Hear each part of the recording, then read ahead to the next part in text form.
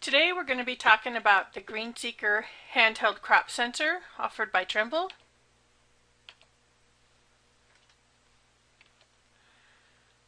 The features of this sensor is that it's an active light source optical sensor, so it provides its own light to be able to collect data. And the primary use of this handheld device is to measure the plant biomass or plant health of the vegetation that you have in the field. The reading that it gives you excuse me, is called an NDVI reading. That stands for Normalized Difference Vegetation Index. You simply pull the trigger when the device is over the field, and an NDVI measurement will be displayed on the screen. So what does the GreenSeeker Handheld do? It's going to measure that NDVI reading based on the reflectance values from the plant. So it's using two different wavelengths of infrared of red light, a near infrared and a red, in this equation. The value of NDVI can range from 0 to 0.99, where the more green plant material there is, the healthier the plant, the higher the NDVI reading is. So the principle behind this index is that red light is going to be absorbed by chlorophyll in the plant, and near infrared light is reflected by the plant leaf. So it's all based around how much plant material is there and how green is that plant leaf. So a vigorously growing plant is going to have low red light reflectance because it's absorbing that light, and high near infrared reflectance, giving it therefore a higher NDVI value. So once you pull the trigger, the sensor is going to emit a brief burst of red and near infrared light. It measures that reflectance back and calculates the NDVI reading for you and displays it on the screen. So the primary applications of this sensor has been to estimate fertilizer, more specifically nitrogen, application rates. However, the technology can be applied in many ways to give you an indication of the plant health or variation in plant health before you can see it with your naked eye. So it's a tool to help you assess the health of your plants or of your field. That being said, you need to have some reference or some base value to compare it with across the field so that you can tell how good is good or how bad is bad, right? So the primary applications of this sensor have been used primarily in agronomic research, collecting biomass measurements, plant canopy variations, looking at nutrient response, estimating yield potential or any pest or disease impact. So any way that you want to use this sensor to assess the plant health, you have to consider what kind of crop is it and at what particular growth stage are you collecting the data to give you an indication of what those values are telling you at that point in time. You may also want to do some in-field scouting and possibly some physical data collection like tissue samples, so on and so forth, depending on what kind of features or that you're trying to assess in the crop itself, so that you have something to catalog against it while you're first learning what GreenSeeker can tell you about what's happening in the field. So like I said, the sensor has been used pretty extensively for nitrogen application. And there are a variety of algorithms for nitrogen that are available. So you can see a list here of the algorithms that we have: spring wheat, winter wheat, dryland or irrigated corn, barley, triticale, sorghum, and canola. So primarily the initial research done with this sensor was done on grass type crops. So that's where you see these algorithms come into play. It doesn't mean that it can't be used on other kinds of crops. It's just that you're going to need to do some data collection and understand at that particular point in time, at that growth stage and that crop type, what it might be telling you. Are we seeing results or effects of issues related to fertility, disease in the plant, pest, issues with pests, so on and so forth. But the whole goal is to try to assess that variation in plant health early, before we can see a problem with our eye, so that we can address it as soon as possible. So the sensor is very simple. It's easy to use. If you look here at the different options, basically you'll see that there's the LCD display that's going to display the NDVI reading. Underneath the cover is a battery that can be recharged, and then a wrist strap to help hold it so you don't risk dropping it when you're in the field. A trigger for activating the sensor, and then there's also an option there for a remote switch there that we'll go over here in just a minute. So the way that you should use the sensor, you want to hold it level over the crop canopy and pull the trigger. The optimal range that the sensor should be used at is anywhere from 24 to 48 inches or 60 to 120 centimeters above the crop canopy. So you'll take that reading and observe the NDVI value that's displayed on the screen of the sensor. If you think about the field of view, so at the proper height above the crop canopy, when it shines the red light and near infrared light down onto the plant, it's going to have an oval field of view that it's looking at on the ground. So you can see there that the variation in the size that it's looking at on the ground based on your height. So if I have it at a 24-inch or 60 centimeter level above the ground or above that crop canopy, I'm going to have about a 10-inch or 25 centimeter field of view on the ground. So the higher I am above the crop canopy, the larger field of view that I'll get. But I also want to keep in mind that proper distance from the crop canopy so that I don't get too far away. You will receive an error message on the device if you're too close or too far away, indicating that it's not able to get a good measurement of the reflectance of the light. If you want to collect data over a large area rather than just one single observation, then you have the option to hold that trigger down and walk along through the crop. Try to maintain a consistent height at all times while you're collecting that. It will take measurements for up to 60 seconds while you're holding that trigger down, and when you release the trigger, it will display then the average value of the NDVI readings for that area. And you'll notice here on the screen capture shows AVG, indicating that it's an average value for the time that you've collected data. If you just take a single sensor reading, pull the trigger one time, it will not display the AVG text on the screen.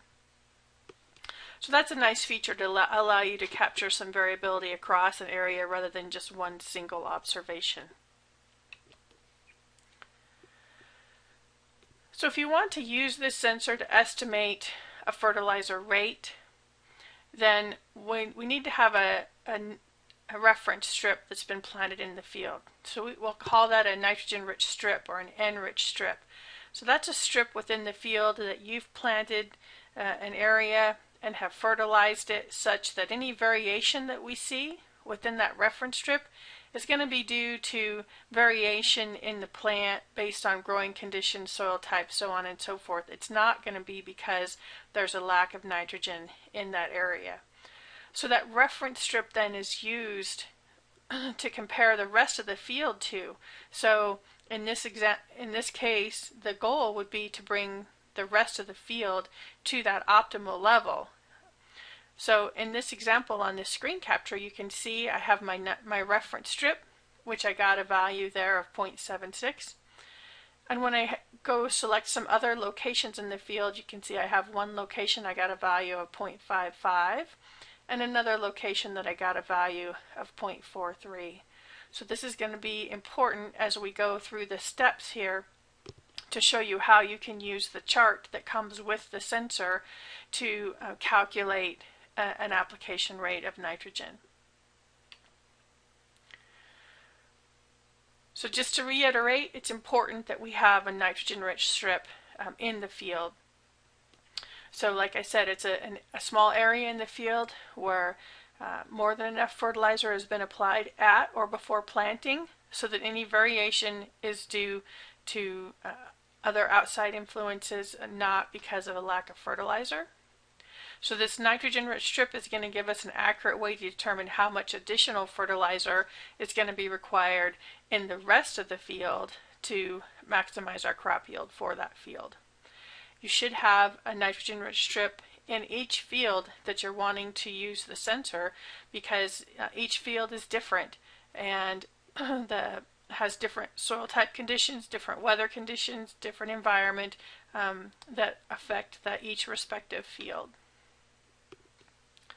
So the sensor will come with a fertilizer estimation card in the box with it.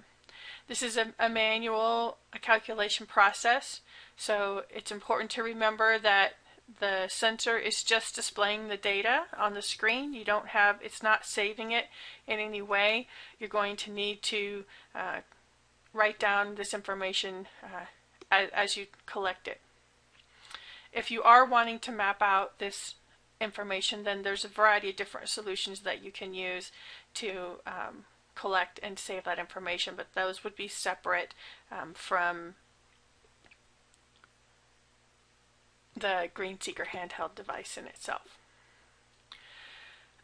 So if you look at the card that comes with the sensor, what you're going to see is a chart that has different colored lines on it. So the first step is going to be, we need to identify what is our reference curve. So we'll go to our field, we'll go to that nitrogen-rich strip, and we'll collect an NDVI value for that strip. So in this example, I got a reading of 0.8 in my reference strip. So when I look at this chart, I follow the chart and find the line that is used, or that my data falls into, for a reference value of 0.8. And in this example, that's going to put me on that sage green line that I have circled there on the screen. So it's important to remember that this is the line that I'm going to be using in future steps. Now I need to identify my normalized rate. So I go to other areas of my field that are not in the nitrogen-rich area, and I collect the NDVI value at those locations. So I collect that NDVI value. So in this case, I got a reading of 0.6. So when I look here on my chart, I'll see here across the bottom I have NDVI on this axis and my normalized rate on this axis. So if I go to my reading of 0.6, I go vertical up to where that sage green line was. Remember, this was my reference line. And then I come over here to the left-hand side and see that it's giving me a normalized rate of 0.3. That takes us then to step 3, which is going to be identifying our crop factor. So this table on the card has a list of the different crop types. So we choose our respective crop type, in this example, winter wheat. And then we also then look at, what is my yield goal? What do I feel like my yield potential is for that particular crop? So 175 bushels is in this example. That gives me here a reading of 439.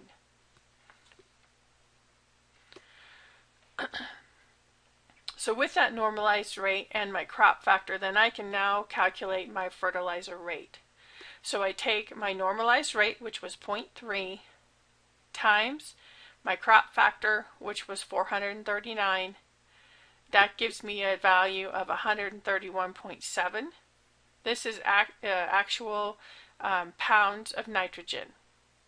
So I round that up to the nearest 5 to 10 pounds. So in this example, I rounded up to 135 pounds of nitrogen is required at that location. And then based on your fertilizer type that you're going to be using, you'll be able to calculate the kind of the amount of fertilizer you need to apply. So remember that your fertilizer rate is in pounds of nitrogen, and then you'll need to convert that for whatever your fertilizer source supplies. All right? So there's a whole variety of different algorithms that are available. If you look on our website, you can check that information out.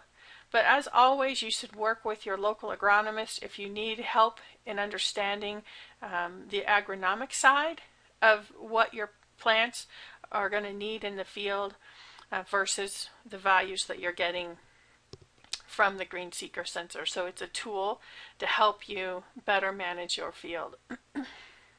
So some tips around operating the sensor. You've got to pull the trigger to start a new measurement each time.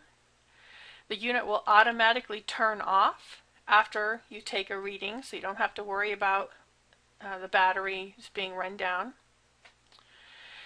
You've got to pull the trigger to clear the screen, so if you immediately took a reading and there's still displayed on the screen, you pull the trigger and that will begin a new measurement at any time. And like I said, that sensor is going to automatically turn off after 10 seconds if you're using the trigger. And then if you are using the remote trigger, then after 15 seconds the reading will disappear from the screen and it will turn off. All right. And most importantly, we want to try to keep the sensor level to the ground at that optimal height while we're collecting data.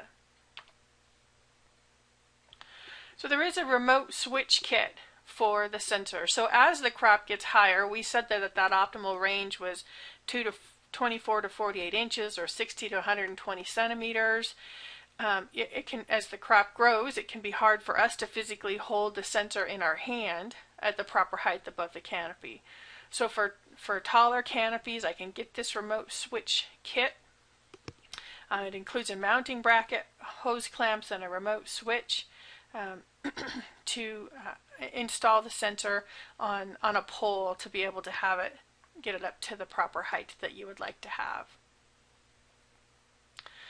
So we simply connect the remote sense cable into the sensor, and then there's a button on that cable that will allow us to trigger the sensor, and then we'll need to lower the pole so that we can read the value on the display. So some of the most commonly asked questions about the handheld device is, does the GreenSeeker unit store those NDVI readings? No, it does not. You're going to need to write them down or use some other way of cataloging the information. The handheld is not able to communicate with any other devices, so it doesn't have any Bluetooth or anything to send readings to a mapping device. And also, what if there's no algorithm available for the crop that you're wanting to use the sensor with? Like I said, it doesn't mean that you can't use the sensor for that crop. You'll just want to work with an agronomist or a crop consultant to determine what those NDVI readings are telling you for that plant at that growth stage, and to work with to figure out what's the best way to apply the sensor to collect data and validate your recommendation. The main goal is to determine what is causing that variation in your readings. Is it fertility? Is it disease? Is it pest? So on and so forth. We do recommend that you have how much crop canopy is recommended to use the sensor. We do recommend that you have a 50% crop canopy, or so that 50% of the field of view of the sensor has plant material in it, right? Another question is, does the sensor differentiate between weeds and a crop? And no, it doesn't have any way to tell the difference. A weed has green plant material the same way that a growing plant does, so you'll need to keep that in mind if you do have weeds in that area that are captured in your field of view along with the plants themselves. And another question is, does soil affect the NDVI value? So yes, bare soil does reflect light. So the soil NDVI values, they're going to be much less than a living plant. And so this is something that you'll need to take into consideration if you are using the sensor early in the season when there is more soil present in your field of view than plant material. Okay, so our current wheat and corn algorithms that come there with the card, with the sensor, are assuming that you have at least 50% of the field of view be covered by vegetation. So again, just to keep in mind, if you're using it early when there's a lot of soil, bare soil does give you a low reading, so you'll need to make sure and differentiate. Are you seeing a low reading there because you have the plant is unhealthy, or because you have a lot of bare soil in the field of view that's causing your value to be lowered? Alright, so overall the GreenSeeker handheld sensor is very easy to use. It's a great way to get comfortable with NDVI and to learn about variation in your field and observe yourself what is causing that variability, and to help you better manage your operation and address issues within the field earlier than when you can finally see it with your naked eye.